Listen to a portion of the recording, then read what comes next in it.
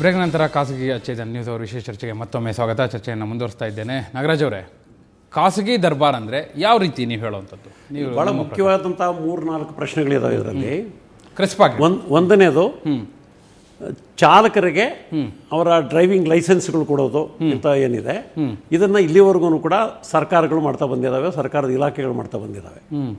ಮತ್ತು ಅದೇ ರೀತಿಯಲ್ಲಿ ಫಿಟ್ನೆಸ್ ಸರ್ಟಿಫಿಕೇಟ್ ಅಂತ ಹೇಳ್ಬಿಟ್ಟು ಗಾಡಿಗಳ ಇದಕ್ಕೆ ಏನು ಗಾಡಿಗಳು ರಸ್ತೆ ಮೇಲೆ ಓಡೋದಕ್ಕೆ ಫಿಟ್ ಅಲ್ವೋ ಅಂತಲ್ಲ ಅನ್ನೋದ್ರ ಬಗ್ಗೆ ಸರ್ಟಿಫಿಕೇಟ್ ಕೊಡೋದು ಕೂಡ ಸರ್ಕಾರದ ಇಲಾಖೆಗಳು ಮಾಡ್ತಾ ಬಂದಿದ್ದಾರೆ. ಆ ರೀತಿಯಾಗಿ ಸರ್ಕಾರದ ಉಸ್ತುವಾರಿ ಅದರ ಮೇಲೆ ಇರುವಂಥದ್ದು, ಜನರ ಪರವಾಗಿರುವಂಥ ಸರ್ಕಾರದ ಉಸ್ತುವಾರಿ ಅದರ ಮೇಲೆ ಇರುವಂಥದ್ದು ಬಹಳ ಅಗತ್ಯವಾಗಿರುವಂಥ ವಿಷಯ. ಆದರೆ ಈಗ ಅದನ್ನು ಖಾಸಗಿ ಸಂಸ್ಥೆಗಳು ಕೊಡೋದು, ಡ್ರೈವಿಂಗ್ ಲೈಸೆನ್ಸ್ ಕೊಡೋದು ಖಾಸಗಿ ಸಂಸ್ಥೆಗಳು.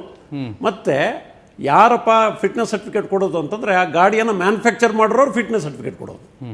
ಇದು ಯಾವ ರೀತಿ ಇದೆ ಅಂತಂದರೆ, ಅಪರಾಧಿನೇ ತಾನೇ ಸರ್ಟಿಫಿಕೇಟ್ ಕೊಟ್ಕೊಂಡಂಗೆ ಅನ್ನೋಂಥ ರೀತಿಯ ಒಂದು ಇದು ಕೂಡ ಆಗ್ತಾ ಇದೆ. ಅದರಿಂದಾಗಿ ಇದು ಸಾರ್ವಜನಿಕರ ಒಂದು ಕ್ಷೇಮಕ್ಕೆ ಭಾರಿ ಹಾನಿಕರ ಆಗುತ್ತೆ ಅಂತ ಅನ್ನೋಂಥದ್ದು ಒಂದು ಭಾಳ ಪ್ರಮುಖವಾದಂಥ ವಿಷಯ. ಮತ್ತು ಸರ್ಕಾರದ ನಿಯಂತ್ರಣವೇ ಇಲ್ದಂಗೆ ಆಗ್ತದೆ ಅನ್ನೋಂಥದ್ದು ಒಂದು ಭಾಳ ಪ್ರಮುಖವಾದಂಥ ವಿಷಯ. ಅದ್ರ ಜೊತೆಯಲ್ಲಿ ಇದು ಸಾರ್ವಜನಿಕ ಸಾರಿಗೆ ಸಂಸ್ಥೆಗಳಿದ್ದಾವೆ.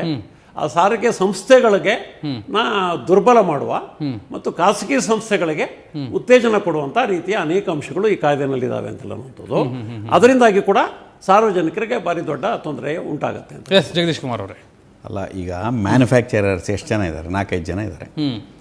ಆ ಮ್ಯಾನುಫ್ಯಾಕ್ಚರರ್ ಅವ್ರ ಕೈಗೆ ಆದ್ರೆ ಯಾಕೆ ಕೊಡ್ಬೇಕು? ಈಗ ಮಾಡ್ತಾ ಇದ್ದಿದ್ದು ಯಾರು? FC ಯಾರು ಕೊಡ್ತಾ ಇದ್ರು ಇಷ್ಟು ದಿವಸ? ಸರ್ಕಾರ. ಸರ್ಕಾರದಲ್ಲಿರುವಂಥ ಅಧಿಕಾರಿಗಳು ಅವರಿಗೆ FC ಕೊಡೋದಕ್ಕೆ ಸರಿಯಾದಂಥ ಟೆಸ್ಟಿಂಗ್ ಫೆಸಿಲಿಟಿನೇ ಇರಲಿಲ್ಲ. ಆಯ್ತಾ? ನೀವು ಸುಮ್ಮನೆ ಎಲ್ಲ ಬಣ್ಣ ಹೊಡೆದು ತಗೊಂಡೋಗಿ ನಿಲ್ಲಿಸಿದ್ರೆ ಅವ್ನು FC ಕೊಟ್ಟು ಕಳಿಸೋನು.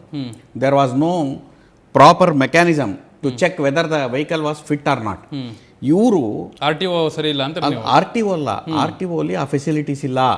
ಅದಕ್ಕಾಗಿ ಯಾರು ಅದನ್ನ ಮ್ಯಾನುಫ್ಯಾಕ್ಚರ್ ಮಾಡ್ತಾರೋ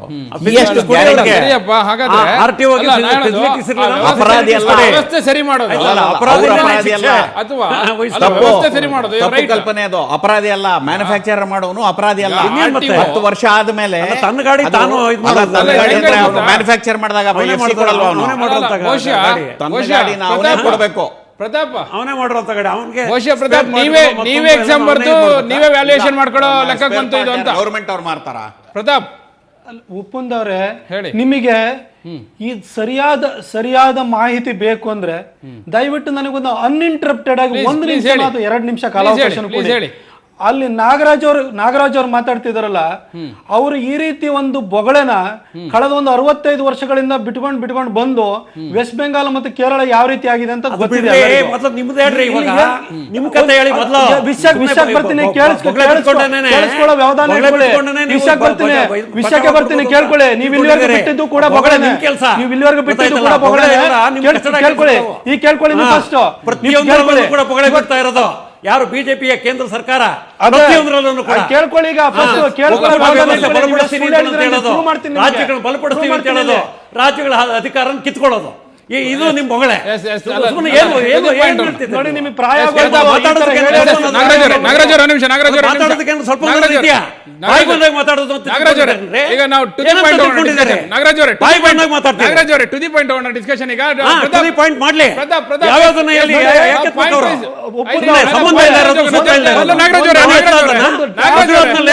ರಾಜಸ್ಥಾನದಲ್ಲಿ ಏನು ಅಂತ ಎತ್ತ ನಾಗರಾಜ್ ಚರ್ಚೆ ಅಂದ್ರೆ ಇದೇನ್ರಿ?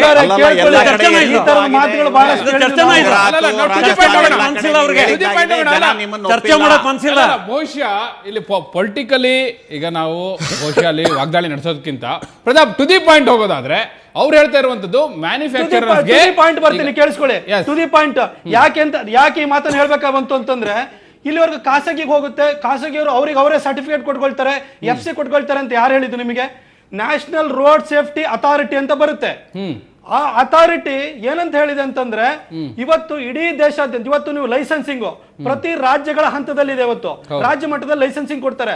ಇವತ್ತೇನಂತ ಹೇಳ್ತಿದಾರೆ ಅಂದ್ರೆ, ಒಂದು ಯೂನಿಫೈಡ್ ಲೈಸೆನ್ಸಿಂಗ್ ಸಿಸ್ಟಮ್ ಅನ್ನ ತರ್ತೀವಿ, ಬಯೋಮೆಟ್ರಿಕ್ ಸಿಸ್ಟಮ್ ತರ್ತೀವಿ ಅಂತ ಹೇಳ್ತಿದ್ದಾರೆ. ಯಾಕೆ ಇದನ್ನ ಮಾಡ್ತಾ ಇದೀವಿ ಅಂತ ಇವತ್ತು ನಾನು ಹೇಳೋರ್ಗು ದಯವಿಟ್ಟು ಕೇಳಿಸ್ಕೊಳ್ಳಿ. ಆನಂತರ ರೋಡ್ಗೆ ಒಂದು ವೆಹಿಕಲ್ಗೆ ಇಂತಿಷ್ಟು ಏಜ್ ನ ಲಿಮಿಟ್ ಮಾಡ್ತೀವಿ ಅಂತ ಹೇಳ್ತಿದ್ದಾರೆ. ಆ ಲಿಮಿಟ್ ಉಪಂದವ್ರೆ ದಯವಿಟ್ಟು ಕೇಳಿಸ್ಕೊಳ್ಳಿ. ಸುಮ್ಮನೆ ಚರ್ಚೆ ಮಾಡೋದಾದ್ರೆ ನೀವು ಅರ್ಧ ತಾಸು ಕಳೆಯೋದಾದ್ರೆ ಕಳೀರಿ, ಮಾಡಿಲ್ಲ, ಕಂಟಿನ್ಯೂ ಮಾಡಿ. ಈಗ ಅದನ್ನ ಏನಕ್ಕೆ ಒಂದು ಥರ್ಡ್ ಪಾರ್ಟಿ ಇನ್ಸ್ಪೆಕ್ಷನ್ ಅಂತ ಮಾಡ್ತಾರೆ. ಇಲ್ಲಿವರೆಗೆ ಏನಾಗ್ತಿತ್ತು, ನಮ್ಮ RTOಗಳು ಹೇಗೆ ಕೆಲಸ ಮಾಡ್ತವೆ ಅಂತ ನಿಮ್ಗೆ ಗೊತ್ತಿದೆ, ರೋಡ್ ಟ್ರಾನ್ಸ್ಪೋರ್ಟ್ ಮಿನಿಸ್ಟ್ರಿಗಳು ಹೆಂಗೆ ಡಿಪಾರ್ಟ್ಮೆಂಟ್ಗಳು ಕೆಲಸ ಮಾಡ್ತವೆ ಅಂತ ಗೊತ್ತಿದೆ. ಅದಕ್ಕೋಸ್ಕರ ಒಂದು ಥರ್ಡ್ ಪಾರ್ಟಿ ಇನ್ಸ್ಪೆಕ್ಷನ್ ಅಂತ ಮಾಡ್ತಾರೆ. ಅವರು ಈ ವೆಹಿಕಲ್ ಚಾಲನೆ ಮಾಡೋದಕ್ಕೆ ಯೋಗ್ಯ ಇದೆಯೋ ಇಲ್ವೋ ಅನ್ನೋದನ್ನ ಅವ್ರು ಸರ್ಟಿಫೈ ಮಾಡ್ತಾರೆ. ಈಗ ಫಾರ್ ಎಕ್ಸಾಂಪಲ್ ರಾಷ್ಟ್ರೀಯ ಸ್ವಾಸ್ಥ್ಯ ಬಿಮಾ ಯೋಜನೆ ಇದೆ, ಹಿಂದಿನ ಸರ್ಕಾರನೇ ತಂದಿದ್ದು.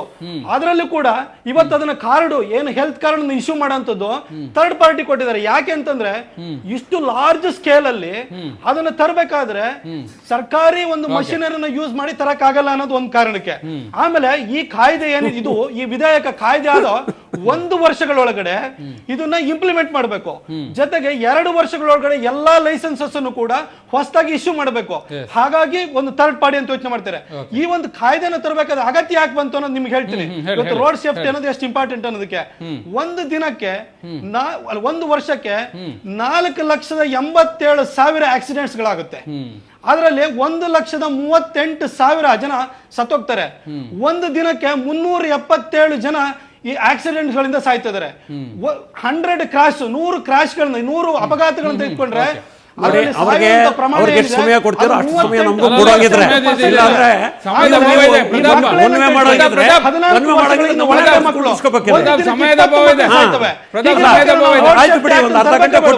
ಪ್ರತಾಪ್ ಸಮಯದ ಅಭಾವ ಇದೆ. ಜಯನಗರ ಚಿಕ್ಕದಾಗಿ ಈಗ ಅವ್ರು ಹೇಳೋದಕ್ಕೆ ಉತ್ತರ, ಅವ್ರು ಹೇಳುವಂಥದ್ದು ಥರ್ಡ್ ಪಾರ್ಟಿ ಇನ್ಸ್ಪೆಕ್ಷನ್ ಸಲುವಾಗಿ ಅದನ್ನ ಮಾಡ್ತಾ ಇದ್ದಾರೆ ಆಯ್ತಲ್ಲ. ಟು ದಿ ಪಾಯಿಂಟ್ ನೋಡಿ, ಬಾರಿ ಸ್ಪಷ್ಟ ಇದೆ ಇದರಲ್ಲಿ. ಸರ್ಕಾರದ ಆಡಳಿತ ಯಂತ್ರ ಏನಿದೆ ಆ ಆಡಳಿತ ಯಂತ್ರವನ್ನು ದುರ್ಬಲಗೊಳಿಸೋದು ಅಂತ. ಯಾಕೆಂದ್ರೆ ಅವರೇ ಬಾರಿ ಸ್ಪಷ್ಟವಾಗಿ ಹೇಳಿದ್ರಲ್ಲ ಏನಂತ, ಅವ್ರಿಗೆ ಕೊಡಕ್ಕಾಗಲ್ಲ, ಕೊಡುವಂತ ಕೆಪಾಸಿಟಿ ಇಲ್ಲ ಇವರಿಗೆ, ಅವ್ರನ್ನ ಚೆಕ್ ಇದನ್ನೆಲ್ಲ ಕೂಡ ಇನ್ಸ್ಪೆಕ್ಟ್ ಮಾಡುವಂತ ಕೆಪಾಸಿಟಿ ಇಲ್ಲ, ಅದಕ್ಕೆ ಬೇಕಾದಂತ ಫೆಸಿಲಿಟೀಸ್ ಇಲ್ಲ, ಅದಕ್ಕೋಸ್ಕರ ಖಾಸಗಿ ಕೊಡ್ತೀವಿ.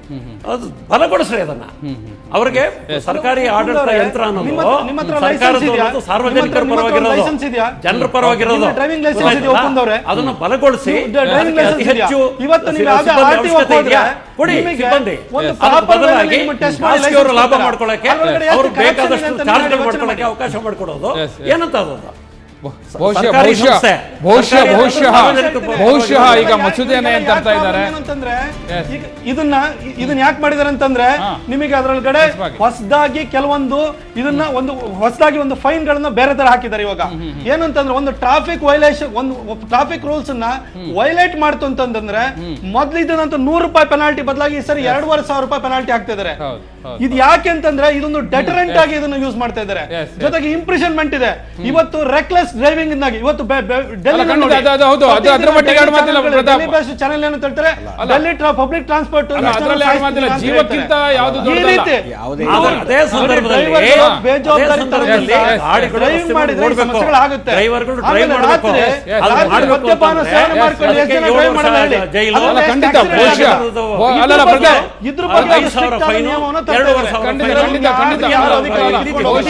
ಜೀವಕ್ಕಿಂತ ದೊಡ್ಡದು ಯಾವುದು ಅಲ್ಲ. ಅದೇ ರೀತಿಯಲ್ಲಿ ಜವಾಬ್ದಾರಿ ಕೂಡ ಅಷ್ಟೇ ಇರಬೇಕಾಗುತ್ತೆ. ಅದೇ ರೀತಿಯಲ್ಲಿ ಬಹುಶಃ ಇದನ್ನ ಯಾವ ರೀತಿಯಲ್ಲಿ ಯಾರಿಗೂ ಹೊರೆ ಆಗಬಾರ್ದು ಅನ್ನೋ ನಿಟ್ಟಿನಲ್ಲೂ ನೋಡ್ಬೇಕಾಗುತ್ತೆ. ಅದು ಜೀವಕ್ಕಿಂತ ಯಾವ್ದು ದೊಡ್ಡದಲ್ಲ ಅನ್ನೋದು ಕೂಡ ಅಷ್ಟೇ ನಾವು ಪ್ರಮುಖ ಅನ್ನೋದನ್ನು ಕೂಡ ಇಲ್ಲಿ ಗಮನಕ್ಕೆ ತೆಗೆದುಕೊಳ್ಬೇಕಾಗುತ್ತೆ ಅನ್ನೋ ಮಾತನ್ನು ಹೇಳ್ತಾ ಬಹುಶಃ ಸಮಯದ ಅಭಾವ ಇದೆ. ಈ ಹಿನ್ನೆಲೆಯಲ್ಲಿ ನಾನು ಚರ್ಚೆಯನ್ನು ಅಂತ್ಯಗೊಳಿಸ್ತಾ ಇದ್ದೇನೆ. ಚರ್ಚೆಯಲ್ಲಿ ಭಾಗವಹಿಸಿದಂಥ ಬಿಜೆಪಿ ಸಂಸದರಾದಂಥ ಪ್ರತಾಪ್ ಸಿಂಹ ಅವರು, ಜಗದೀಶ್ ಕುಮಾರ್ ಅವರು, GN ನಾಗರಾಜ್ ಅವರು, ಮೂವರಿಗೂ ಕೂಡ ಧನ್ಯವಾದ. ಇದು ಇವತ್ತಿನ ನ್ಯೂಸ್ ಅವರ್. ನಾಳೆ ಮತ್ತೊಂದು ವಿಶೇಷ ವಿಚಾರದೊಂದಿಗೆ ಮತ್ತೆ ನಿಮ್ಮ ಮುಂದೆ ಹಾಜರಾಗ್ತೇನೆ. ನೇರ, ದಿಟ್ಟ, ನಿರಂತರ ಸುದ್ದಿಗಾಗಿ ನೋಡ್ತಾ ಇರಿ ಸುವರ್ಣ ನ್ಯೂಸ್.